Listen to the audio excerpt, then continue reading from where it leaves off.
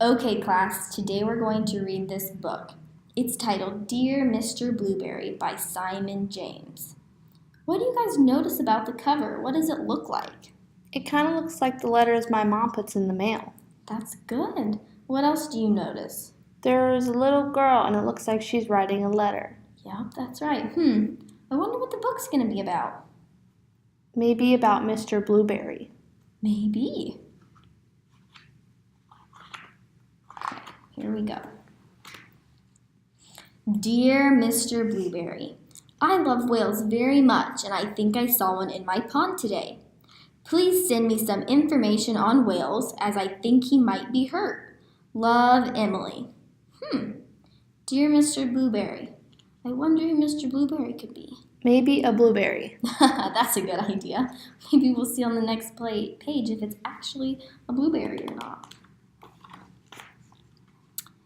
Dear Emily, here are some details about whales.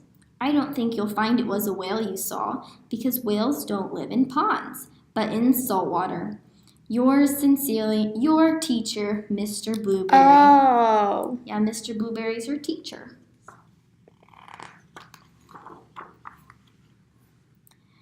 Dear Mr. Blueberry, I am now putting salt into the pond every day before breakfast, and last night I saw my whale smile. I think he is feeling better. Do you think he might be lost? Love, Emily. Dear Emily, please don't put any more salt in the pond. I am sure your parents won't be pleased. Pleased means to be happy with. So here it's saying, I'm sure your parents won't be happy with you that you're putting salt in the pond. I'm afraid there can't be a whale in your pond because whales don't get lost. They always know where they are in the oceans. Sincerely, Mr. Blueberry.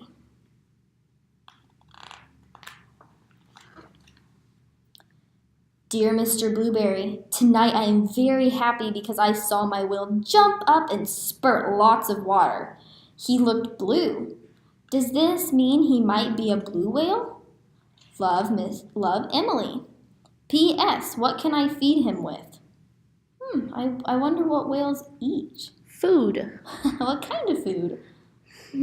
I don't know. I don't know either. Maybe we'll find out. Maybe Mr. Blueberry will tell us.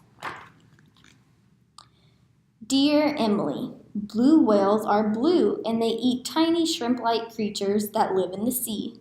However, I must tell you that a blue whale is much too big to live in your pond. Yours sincerely, Mr. Blueberry. P.S. Perhaps it is a blue goldfish. So they eat tiny shrimp-like creatures.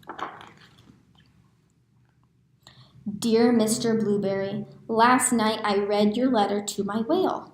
Afterward, he let me stroke his head. It was very exciting. I secretly took him some crunched up cornflakes and breadcrumbs. This morning I looked in the pond and they were all gone. I think I shall call him Arthur. What do you think? Love, Emily. Dear Emily, I must point out to you quite forcibly. Forcibly means with lots of force or push. He's trying to convince Emily. I must point out to you quite forcibly now that in no way could a whale live in your pond. You may not know that whales are migratory. Migratory means they travel great distances each day. I'm sorry to disappoint you. Yours sincerely, Mr. Blueberry. Dear Mr. Blueberry, tonight I'm a little sad. Arthur has gone. I think your letter made sense to him and he has decided to be migratory again. Love, Emily. Do we remember what migratory means? To travel like a big distance. Good, that's great. Dear Emily, please don't be too sad. It really was impossible for a whale to live in your pond. Perhaps when you are older, you would like to sail the ocean studying and protecting whales. Yours sincerely, Mr.